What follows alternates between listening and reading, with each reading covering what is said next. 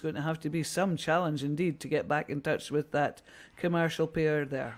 Absolutely, commercial just moving up towards the line. So we will move back to the start for race 317, the first semi-final of the Junior 16 Cox Fours, contested by Glasgow Academy Rowing Club on the Berkshire Station and Marlow Rowing Club on the Buckinghamshire Station. And it looks like Marlow had certainly the better of the two starts there. You can see them on the left-hand side of your screen, just hugging that Buckinghamshire Station. I know, this is one of the races I really wanted to watch, so I'm delighted to be able to watch and commentate at the same time, still maintaining my impartiality. And the top of the screen there, we can see that commercial pair, and they've maintained that lead. In fact, I think they've increased it over the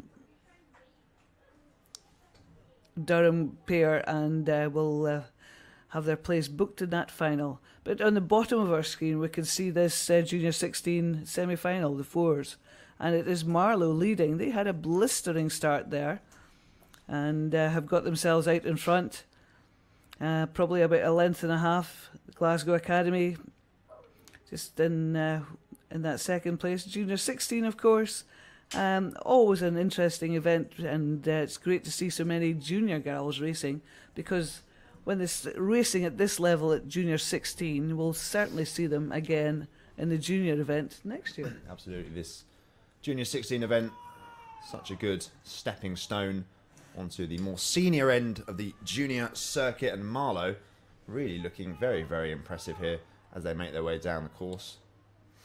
So nice to see so many Marlow crews again. Nice to see their junior female programme producing so many top-end athletes. And they are rowing very nicely there in that Junior 16-4. Just going past us, about a length and a half in front of Glasgow Academy.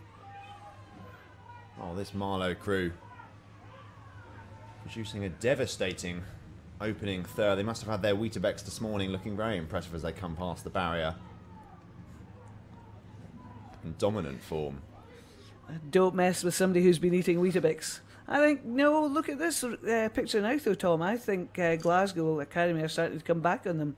There was clear water. It's less of a clear water now, or maybe it's just my wishfulness showing through. Your accent's giving you away here, Carol, I have to be honest. Well, it'll be very interesting to see if Glasgow can claw this one back, because if they can, it would be one of the most remarkable comebacks of the regatta. I saw Tideway Scullers yesterday row down from 4 lengths to actually win the race. I watched that race indeed, and it was stunning. Incredible. It was, written off, and back they came. So yes, race plan, side-by-side racing is really interesting, because sometimes you think it's all sewn up, and then a big upset happens, and it's all surprise, and it's headology or psychology. Headology if you're a Terry Pratchett fan, but it's all in the brain, side-by-side racing. Lovely performance from this Marlow 4. Still a length in front there as they go through the enclosure area. Can Glasgow do it, or can Glasgow have to work really hard to do it if they want to do it? Marlow sitting in front, comfortably in front at the moment. Glasgow are running out of distance to do anything, so if they're going to do anything, they're going to have to do it now. They need to go now, absolutely. I think you are right. Glasgow have closed down the distance somewhat, and now they're bow ball just about tickling the stern of the Marlow boat, but have they got enough of the course left to actually get back on terms, not only get back on terms, but actually accelerate past Marlow? Marlow, of course, having led this race pretty much from stroke 1. Sometimes if you're in the lead, though, you get that sort of complacency thing going on, and you sort of settle into a zone where you're so relaxed you can't respond to a challenge. Glasgow's certainly challenging them now.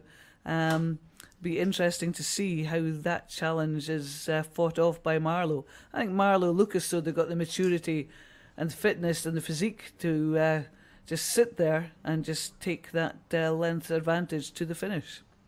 Yeah, just watching these two crews come down. Now, I have to admit, Carol, these two crews are basically battling for the privilege of racing one of the crews in the next event, the next court semi-final, the Junior 16 Cox Falls. We've got Kingston Rowing Club coming up next, up against Emmanuel School.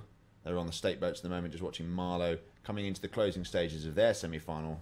ensuring that they can see off the stern attentions of a Glasgow crew. But this Kingston crew are undefeated in open competition this year, winners at the National Schools Regatta.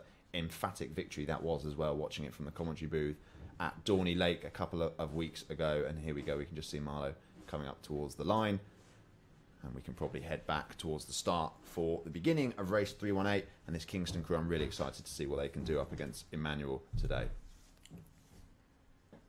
Yes, we can just see these two crews sitting on the start, and Marlowe looks to have done enough just to stay in front of the Glasgow crew. Good race for them, and it means that, as Tom has said, they will have to face whoever comes out top in this next race. Sitting on the start, just waiting for the go. Well, I've put Kingston on a pedestal here, and I'm going to like an absolute fool if they get beat. So I really am now hoping that they do win after telling everyone that they're undefeated, because they are. They looked very impressive yesterday in their quarterfinal as well. A really impressive style of rowing, very languid and relaxed. They seem to get the best out of the boat and the athletes around them, coached of course by Josh Burrows at Kingston Rowing Club. And here we go, they've just left the start. Kingston on the Berkshire station, in the foreground of your picture, and Emmanuel just in the background on the Buckinghamshire station. There we go, we can see Kingston jumping out to a half a length in the first 15 strokes. I was going to help Tom out because I was watching Kingston yesterday too, and I did think they looked very impressive. So yes, well done, Tom. But yes, great start there from Kingston. As he said, they have the form. They have the... I'm lost for words there. Just not often happens. They have the form. They've got the history. Can they hold on to that and just book themselves this place in the final? They're about half a length up now over Emmanuel School. Really nice big puddles coming off that Kingston boat. Just powerful puddles. And just taking more of an advantage with each stroke. Just putting the power down. Just putting the legs on early and just squeezing those finishes out.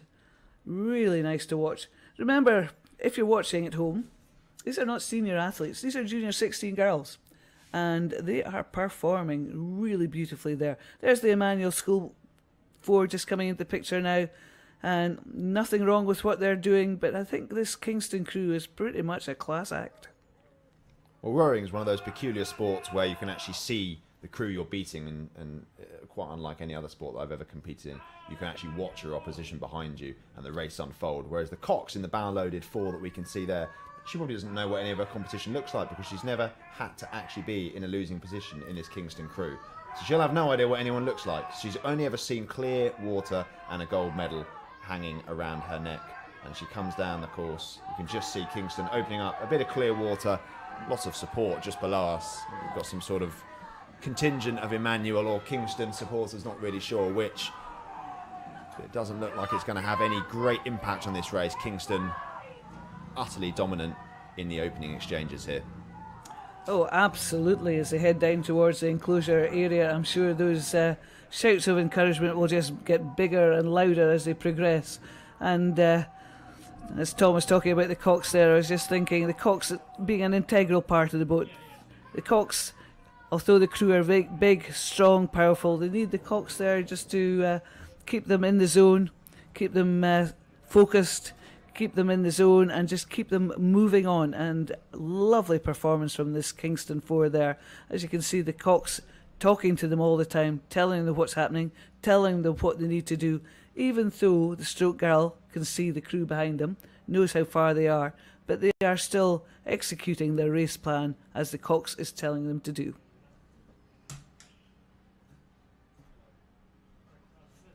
Cool.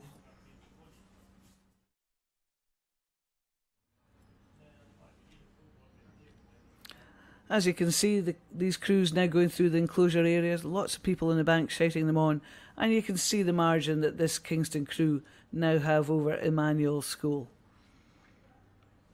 As Tom said, they have had the history and they've got these wins under their belts. That'll give them lots of confidence and enthusiasm for the rest of the race. But, you know, they've got a fair margin there, but they are not dropping any of that power whatsoever. They've still got the cover of the boat. The distance between the paddles is not diminishing, and they are putting the power down with every stroke. So they are going to go through with their race plan. as far as they can. They can see where Emmanuel's school are. So it'll be a Kingston-Marlow final if all goes to plan. Well, this is Kingston sending out a statement, isn't it? This is them setting out their stall and saying, look, we're the crew to beat in this event, and you ain't going to catch us even if you try. Marlow, of course, having had a pretty close race with Glasgow in the semi-final preceding this, but Kingston, just see them winding down just a little bit there, look a little bit more relaxed as they're coming into the closing stages. They can enjoy their semi-final, which is something that doesn't come around very often at Henley Women's Regatta. Oh, definitely. Just relaxing and enjoying these last few strokes. Done all the hard work, got themselves out in front, and there they go.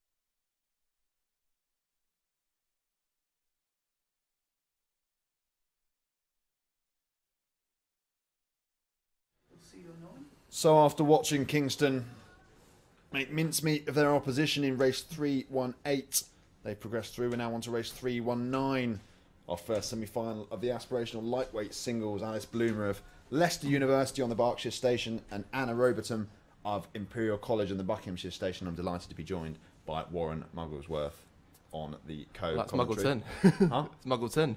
Mugglesworth, Muggleton, I apologise for getting your name. That's my fault. That's all right.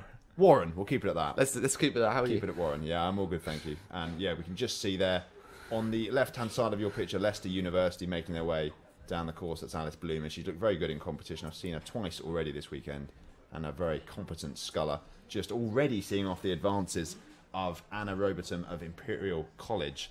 Just as those scullers come down past the quarter-mile marker. What a start from Leicester University. Absolutely brilliant start. Yeah, she's already really lengthening out here as we're in the beginning third of this. We've had an absolutely brilliant start. I believe this is a sculler we're looking at. We've got silver at Bucks, I think, with and yeah, the third in the indoor rowing championship, British rowing championships as well.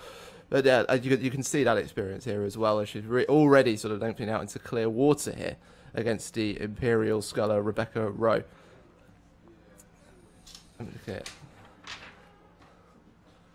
And against Robot, what a debut against the Imperial sculler. But you can already see here, this is a very long, clear row here.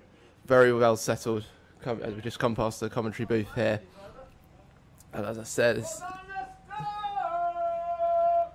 Bit of support there for Leicester, I don't know if you heard that on the feedback. It's always tempting when you hear raucous support for one sculler on the bank to then stick your head out the window and chant for the other sculler. We had a tirade of support for one crew yesterday, so much so that my co-commentator actually did stick her head out the window and yell support for the other crew. You just feel bad, don't you, when there's an armada of people supporting one and not the other. But we can just see Alice Bloomer there with a slightly unconventional style of sculling. She looks quite tense actually in the shoulders, but it seems to be working wonders for her so far. She's got about a length and a bit of advantage over Anna Robertham of Imperial College. Just see these lightweight scullers making their way down past the general enclosure and enjoying the scull in the Sunday morning sunshine here. Absolutely, yeah. It's almost a shortened stroke as well, just really sort of racing up to the catch there and just getting as many strokes in as possible to keep her advantage over the Imperial sculler. But it is working wonders at the moment as we go past the enclosure, still keeping control of this race. I mean, I had a very competitive race against the Cambridge sculler yesterday, only won by about 1.5 lengths. So coming into this race, probably a lot of bit of a competitive race here, but keeping this one at arm's length as well. Yeah, she's enjoying herself. It's her first Henley Women's Regatta, Alice. And I have to say, start as you mean to go on. It looks like she'll be making a final appearance on her first ever Henley Women's Regatta.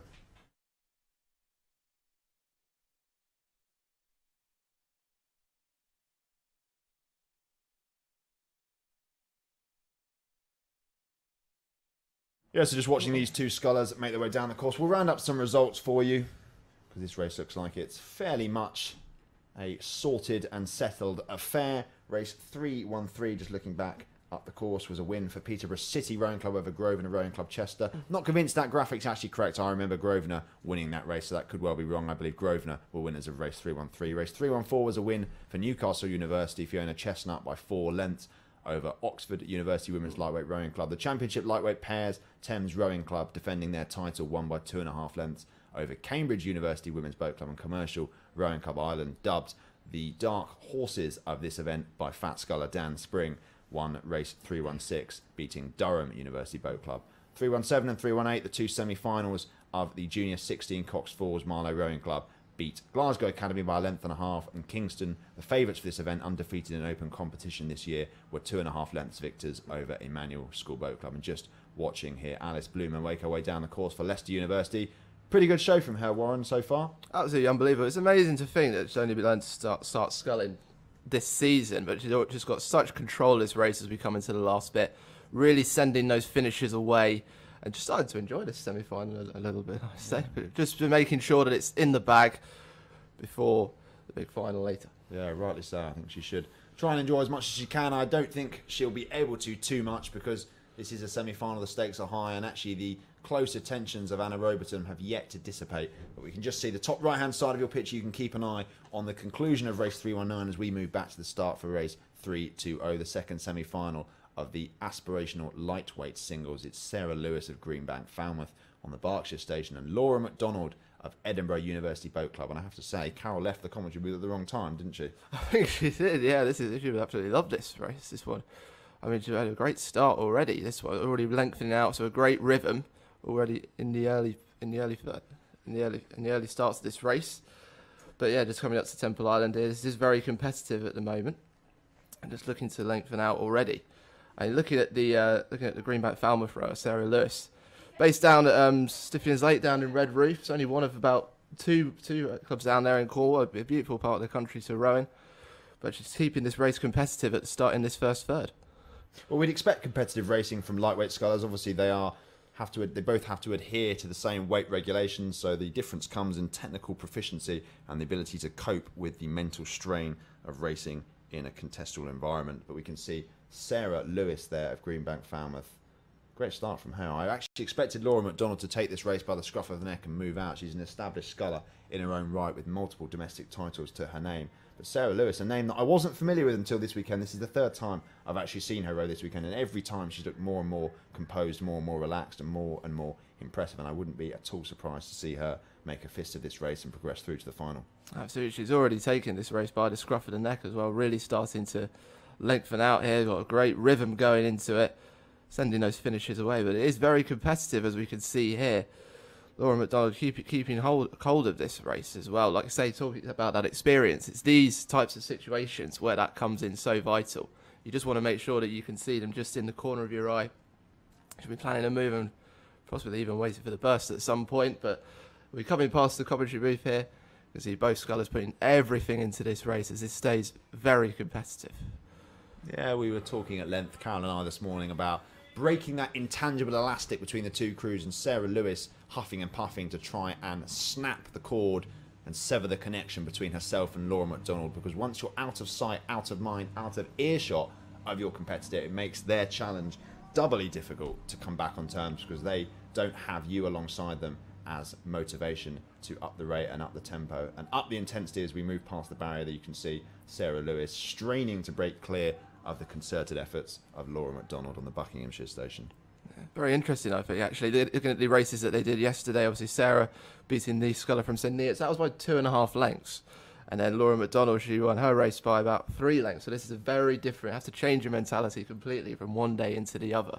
And like you say, talking about the last, it looks like she's just holding on to it, but it might just be a bit of clear water there for Sarah Lewis of Greenbank Falmouth. Oh, I don't know about that. Well, maybe amazing how it can change. Commentator's curse. It's amazing how it can change within the space of one stroke in these races. It looks like as they come into the enclosure, this is a really important part, because you can hear the support coming in. You know you're just coming past halfway, and this is where we could see a bit of a move there. But she's keeping, like I say, keeping that experience, just making sure she's still in the corner of her eye, making sure she knows what to do. Well, I made what I thought was a very wise observation yesterday, in that singles can go from 0 to 100 exceptionally quickly, probably just as fast as any other boat on the rowing spectrum, but someone else countered whether they can go from 100 to 0 just as quickly. And it's a fair point to make, because actually, as we look here, Sarah Lewis having had control of this race pretty much all the way down the course, but Laura McDonald putting in a really good middle section burst, and she's put herself right back in the frame for this semi-final of the aspirational lightweight singles. Absolutely, yes. You can see that. Yeah, they're almost coming up to neck and neck now as we, just going past the halfway point here. Looking at almost very, very similar stroke rates as well. Looking at this beautiful shot of Henley here on an absolutely gorgeous Sunday here. So, well, it looks like she might even be going through there from our sort of high shot up here. Well, now what do you do if you're Sarah Lewis? That's the question, isn't it? Because she's led this race from start pretty much to this point, and now Laura McDonald has said, right, I've had enough. I'm not going to row a length down on you anymore. I'm coming past you. Sarah Lewis, how do you respond to this momentum charge from Laura McDonald?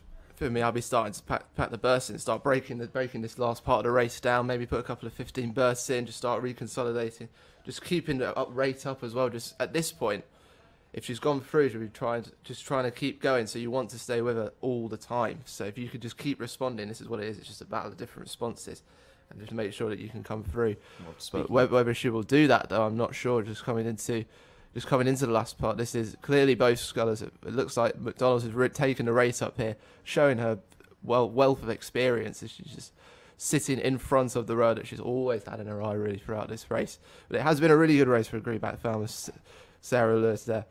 I'd say making this a really exciting race to watch. Yeah, mature performance from Laura McDonald to actually row down her opposition. We can just see top right-hand corner of your picture, the conclusion of race 3-2-0, and race 3-2-1's now on the course. Henley Rowing Club once again in action in the Junior 16 quads, coming up against a smart outfit from Surbiton High School on the Buckinghamshire station. Just keep one eye on the top right-hand corner, the conclusion of that singles race. But actually, we've got quite an engaging quads contest on the course now, with Henley at the top of your picture, just about a canvas up on Surbiton High School on the Buckinghamshire station, bottom of your picture.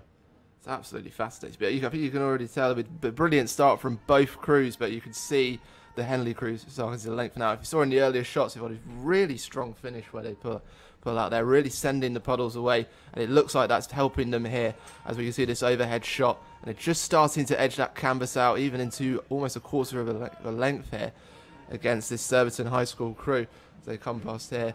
You can almost hear the finishes from up here, I think, which is absolutely fascinating racing here.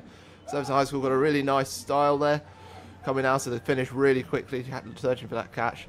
But Henley looking very dominant here. They beat my old school Camford, unfortunately, for about 4.5 lengths. That was a tough one to watch, but it's easy to see how they've done that here. Looking at that form down here on what is their home water, really. Yeah, absolutely. They know this course pretty well. They'll know how best and where best to make their moves, and at the moment, paying dividends for them. Every stroke they've just snuck away by another inch, and it looks to me like the momentum is with them. I think that's probably the correct way of phrasing it in rowing terms.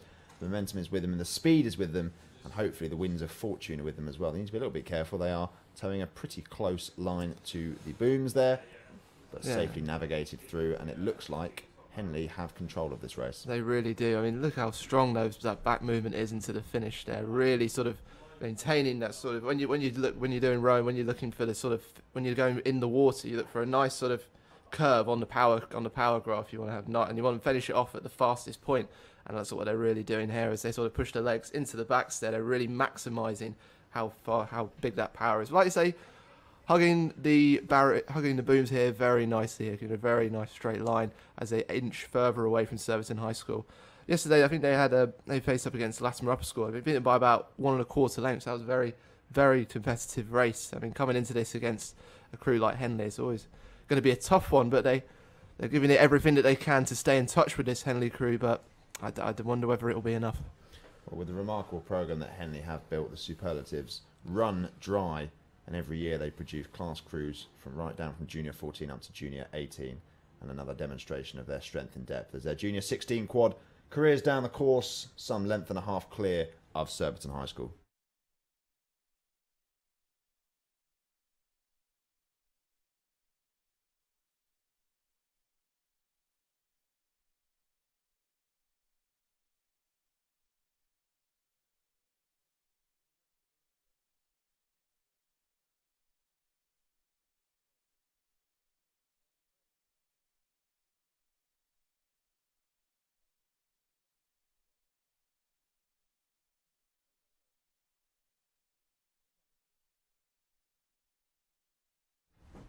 Yeah, just coming into the finish here of this J16 quads. It's unbelievable. I think Carol said it earlier. It's unbelievable to see these are just junior 16 girls that are just rowing so strongly and just have such union together. In Henley here, just taking the rate quite down. But Surbiton High School, they're just sitting in the front there, just sitting in their eye line. But I think this is looking good for Henley as they start to build towards the finish here. Just make sure this semi-final is absolutely in the bag. They've taken up the rates here, keeping that strong motion towards the finish of the stroke. And that's really benefiting them here. Just keeping that nice line. And it looks like that'll be a good win for them.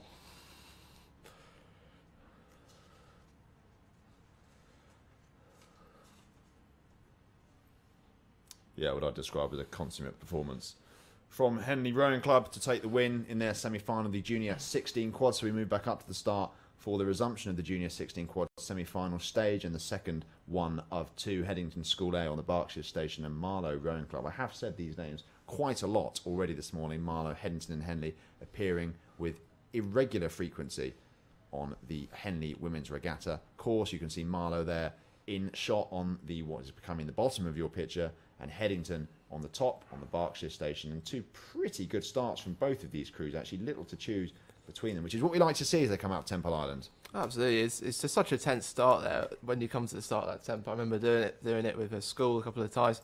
It's amazing how competitive it all really is. That's a moment of silence straight into the race, and you can tell that's what's happened here. But it looks like Marlow, as they've started to lengthen out, just a bit. Might need to adjust the course a little bit there, but they're lengthening out and they are starting to build on this Headington crew. As we've already said, we've already seen some brilliant performances from Marlow crews this morning. Just goes to show how strong that girls' programme is over there. But Headington keeping within distance as well.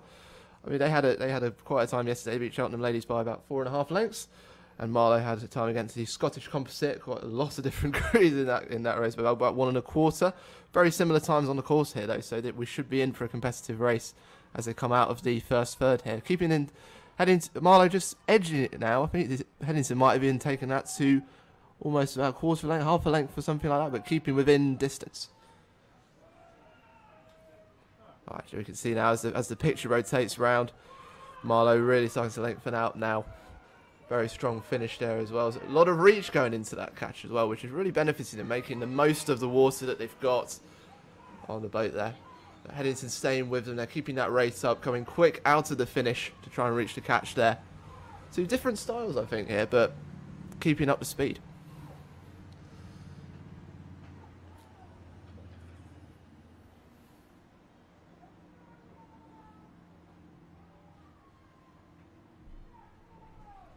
Just letting the pictures do a bit of the talking there for you. You can see the stunning shots of the Oxfordshire countryside illuminated today by some of the finest female rowers in the world, and certainly at Junior 16 level, these are the creme de la creme of UK clubs and schools. Marlow Rowing Club there in the foreground of your shot, looking very impressive. And we come to expect this from Marlow. They consistently produce crews of the highest calibre who can take on pretty much all comers, and this Marlow quad looking no different. They'll have their eye, I imagine, on the final already, although this semi-final is not wrapped up just yet. But Marlow, much like Henley in the last race, just sneaking out every single stroke, taking another little inch or so out of their opposition, and Headington are going to have to mount a pretty impressive charge to come back through Marlow in the final few metres of this semi-final.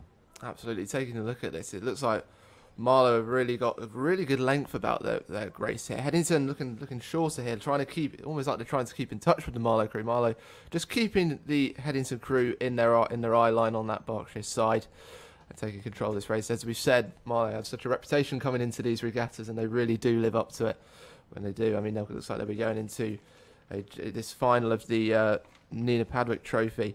Looks like they'll probably be against Henley, so that will be a really tasty setup. Two pretty much Thames rivals, really. That's almost a derby day. Yeah, they'll know each other very well. But it so often happens, doesn't it, at Henley Women's and national schools. We see so many crews from the same region, and quite often people do complain that the coverage of rowing from north to south does vary quite a lot, and that's a fair comment in many cases. But quite often, the best crews, and in fairness, the most money comes from the Thames Valley region. And it's clear here that Marlow have built a programme that breeds success, and Henley have done the same with their high performance centre. And Marlow here just sculling away from Headington very, very nicely. For a Junior 16 crew, they are incredibly composed and incredibly relaxed. And there we go. We've got, ooh, that looks like a length, maybe even clear water ahead of Headington. They've had a storming middle third here to establish complete control of their semi-final. So you hear it all the time how important the middle third is. It really is the opportunity to sort of consolidate your racing point where you've come from the start and start to lengthen out from your position, which is something that the most talented crews do, and that's clearly what Marlow have done here. And just looking at the top of the picture there, just really taking that form, keeping the length of the stroke as well, which is something that's been so consistent in this race. Heading to look like maybe just that early sort of pace that they had has just started to wane a little bit as Marlow take control here.